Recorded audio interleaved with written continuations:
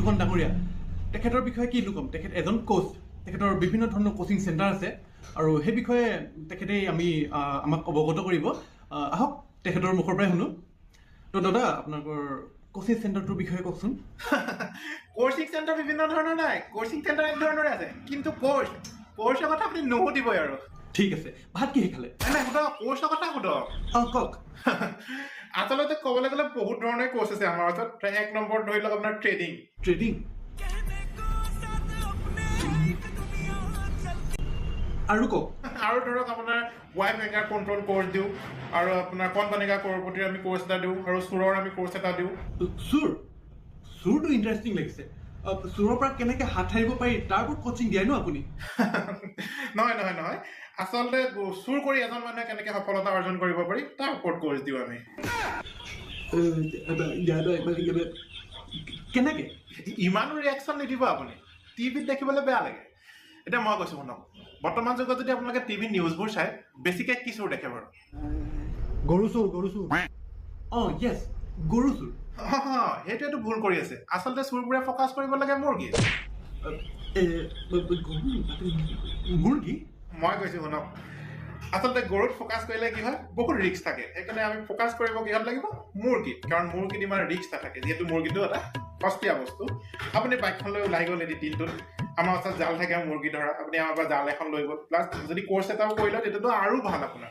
আপুনি যদি দিনটোত 4 ঘণ্টাৰ কাৰণে বাইকখন লৈ ওলাই যায় আপুনি কমেও 25টা মুৰ্গী ধৰিব পাৰিব এটা মুৰ্গীত ধৰি লওক 300 টকা 7,500 টকা আপোনাৰ 4 ঘণ্টাত ইনকাম তো আপুনি নিউজ বকি কি কৰি আছে যাওক না মুৰ্গী ধৰক গৈ আৰু এটা কথা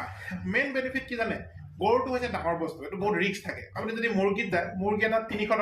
300 টকাৰ কাৰণে কোনো মানুহ থানালৈ নাযায় আৰু যদি আপুনি মুৰ্গীটো চুৰ কৰি ফচেও একো ডাঙৰ কথা নহয় ইমান ডাঙৰ মানে কেছেই নহয় এইটো বুজি পাইছে সেইকাৰণে এইটো বহুত ভাল সেইকাৰণে মই য়ং জেনেৰেশ্যনটোক ক'বলৈ যাম যে তোমালোকে যদি চুৰৰ ফালে গৈছা তে মুৰ্গী ফালে ফ'কাছ কৰা কাৰণ ৰিস্ক নাথাকে আৰু প্ৰফিটো বহুত দাদা মোৰ প্ৰশ্নটো হৈছে সদায় আপুনি ইমান মুৰ্গী বিকিব ক'ত গুড কুৱেশ্যন এই প্ৰশ্নটো বহুতে কৰে মোক আচলতে চাওক এইটো মানে সমস্যাৰ সন্মুখীন বহুতে হৈছিলে তাৰ কাৰণে আমি এটা এপ লঞ্চ কৰিছোঁ প্লে ষ্টৰতে পাই যাব মুৰ্গী চোৰ চেলিং এণ্ড বাইং অনলাইন এই এপটো আপুনি ডাউনলোড কৰি ল'ব আপুনি অনলাইন কৰি দিব আমি আজি 30টা মুৰ্গী ধৰিছোঁ আমাৰ মানুহ আহিব আপোনাৰ ঘৰলৈ আহি পেলাই ৱেইট কৰি আপোনাৰ পৰা কিনি লৈ যাব গতিকে এইটোৰ একো চিন্তা নাই এইটোৰ সমাধান আছে আমাৰ ওচৰত দাদা মানিছোঁ এটা গ্ৰেণ্ড চেলুট আপোনাক মই এটা কথা ক'ম আপোনাৰ নিচিনা মানুহ থাকিলে আমাৰ অসমখন অৰ্থনৈতিকভাৱে সবল হ'বই কাৰণ আপুনি আমাৰ উঠি অহা নৱপ্ৰজন্মৰ কাৰণে যোনটো দিশ মুকলি কৰি দিছে এটা প্ৰেৰণা আপুনি গ্ৰেণ্ড চেলুট দাদা গ্ৰেণ্ড চেলুট মই ইমানো ডাঙৰ মানুহ নহয় দিয়কচোন মই অৰ্থনৈতিকভাৱে সবল কৰিব নোৱাৰোঁ বাৰু কিন্তু এটা কথা মই অৰ্থনৈতিকভাৱে বেলেঞ্চ কৰি আছোঁ কাৰণ মই এইফালৰ মুৰ্গীটো লৈ এইফালে দি আছোঁ বুজি পাইছে মুৰ্গীটো মই বেলেঞ্চ কৰি আছোঁ মানে অৰ্থনৈতিকভাৱে মই বেলেঞ্চ কৰি আছোঁ কিবা বুজি পাইছে আপুনি আৰু কি কৈছিলে আপুনি কোন বনেগা কৰোৰপতি সেইটোৰ বিষয়ে কওকচোন আনাৰ গুড কুৱেশ্যন আপুনি ভাল প্ৰশ্ন সুধিছে মানে আমি কোন বনেগা কৰোৰপতিত যদি আপুনি যাব বিচাৰে ধৰক আমি ট্ৰেইন কৰোঁ আৰু আমাৰ এটা গেৰেণ্টি আছে আমাৰ ওচৰত যদি কোনোবাই ট্ৰেইন লয় আৰু যদি কোন বনেগা কৰোৰপতিত যায় সি মিনিমাম 50 লাখ টকা পাবই গেৰেণ্টি 50 লাখ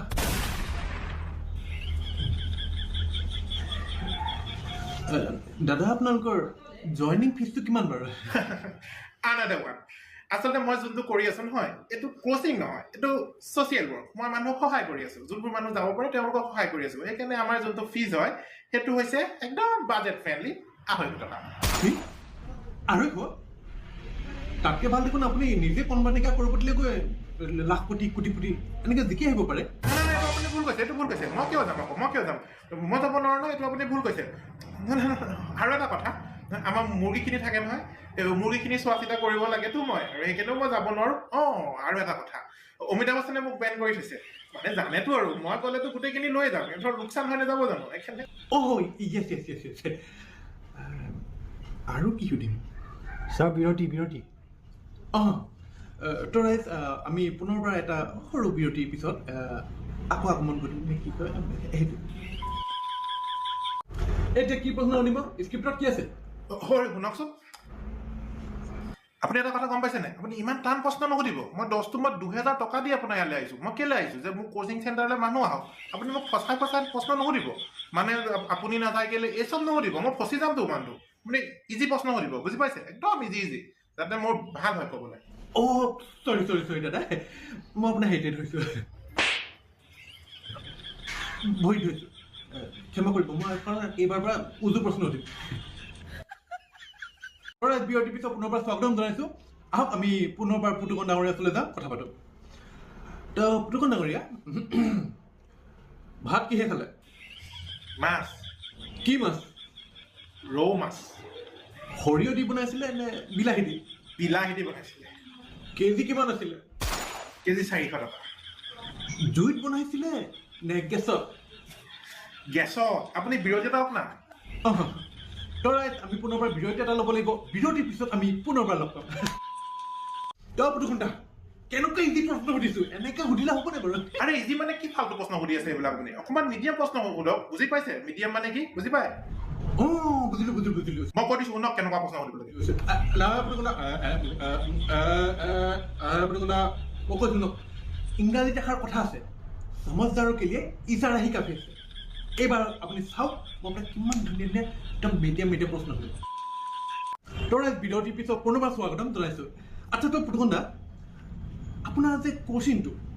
কি মিডিয়ামত দিয়ে ভাল প্ৰশ্ন সুধিছে আপুনি আমাৰ ইংলিছ আছামিজ দুইটা মিডিয়ামে আছে আচ্ছা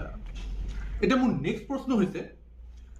আপুনি কোন মিডিয়ামত পঢ়িছিলে মই ইংলিছ মিডিয়ামত পঢ়িছিলোঁ আপুনি অকল মিডিয়ামতে লাগি নাথাকিব মানে মিডিয়াম প্ৰশ্নই সোধক অকল বেলেগ ফালে সোধক বুজি পাইছে ন মই কি ক'ব বিচাৰিছোঁ অঁ আচ্ছা তো পুতুকণ্ঠা আপোনাৰ চাৰ্টৰ চাইজটো কি লাৰ্জ এক্সেল স্মল নে মিডিয়াম এক্সেল কাইণ্ডলি মই এটা আপোনাক ৰিকুৱেষ্ট কৰিছোঁ আপুনি পাৰিলে আৰু এবাৰ বিৰতি লওক না বিৰতি তো ৰাইট পুনৰবাৰ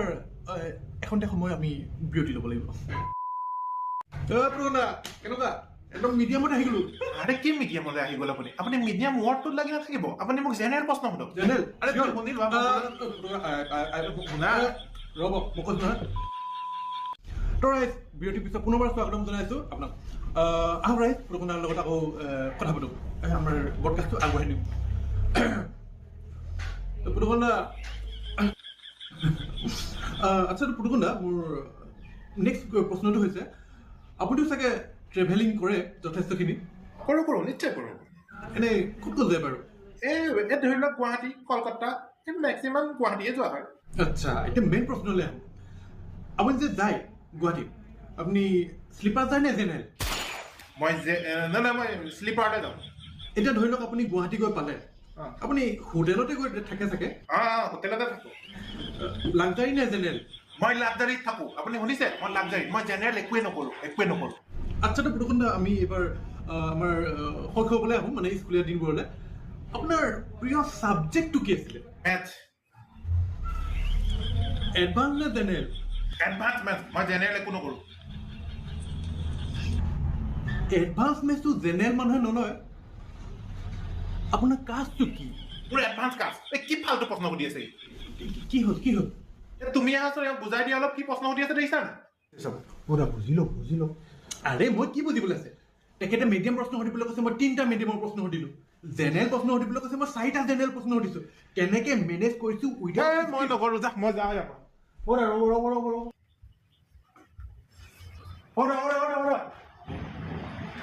সেইটো ৰখাব নালাগে বৈজ্ঞান আছে মানুহটো একো জ্ঞান নাই সেইটোৰ ননচেঞ্চ ষ্টুপিড একো এটা নাজানে একো স্ক্ৰিপ্ট নোহোৱাকৈ মই কেনেকৈ মেনেজ কৰি দিছোঁ সেইটো মইহে জানো 2000 টকা দিলে বুলিয়েই তাক যি সুধি পেলাই মই সেইবোৰ সুধি থাকিম নেকি অঁ কিন্তু এটাহে কথা ভাল ক'লে দেই মুৰ্গী চোৰটোৰ কথা মুৰ্গী চোৰ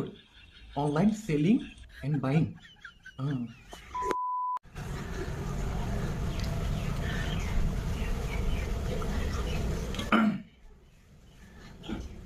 বেটা ক'ত আছা